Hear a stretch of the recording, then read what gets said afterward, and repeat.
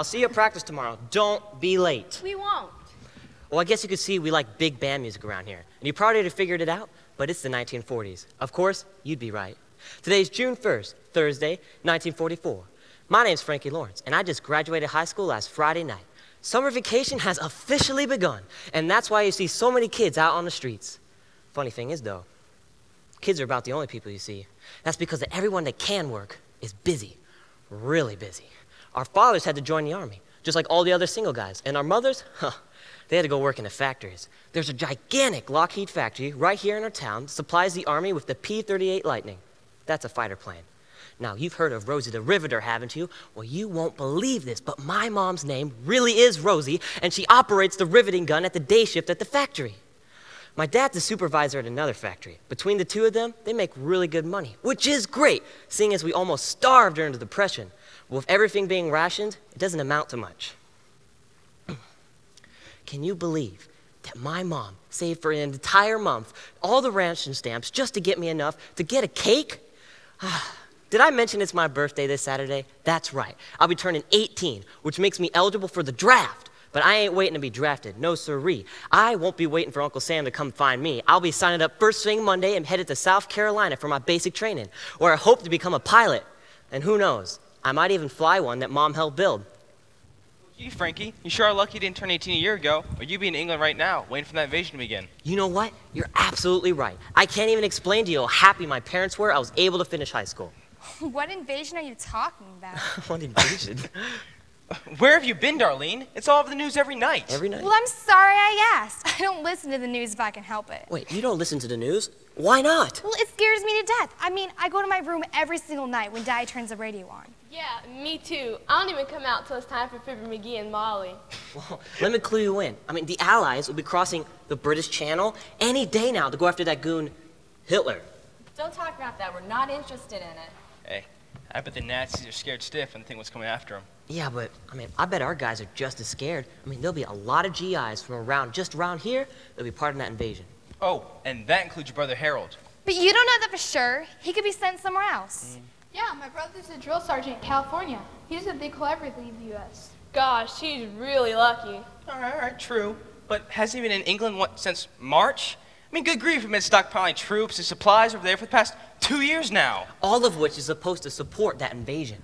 Man, the whole island could sink into the sea under the weight of it all. But Harold never talks about anything like that in his letters. He says he's not in any kind of danger. That's because they censor everything in the V-mail. He can't talk about what's really going on. Yeah, but he probably hasn't been in any real danger. Up until now, that is. The invasion will change things. Come on, guys. Can't you see that talking about the war upsets Darlene? Yeah, the reason why we're in the show is to think about happy things. You can't bury your head in the sand. It's the reality of war. Lots of families from around here have already lost sons, husbands, and brothers. But that doesn't mean it has to happen to my family or my friends. But it could.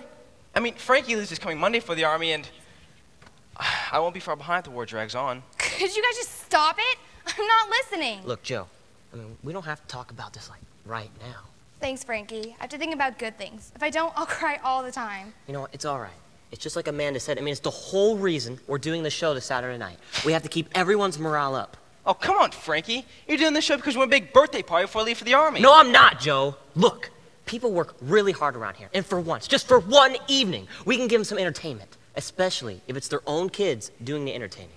I think it's a neat idea, but how'd you get the school principal into it? Mr. Walker, he got excited the moment I mentioned it to him. And guess what? He even got Mr. Adams from the First National Bank to come out and sell war bonds. Wow, that's really patriotic. I know, I wish we had someone big to headline the show. Famous, who'd you get?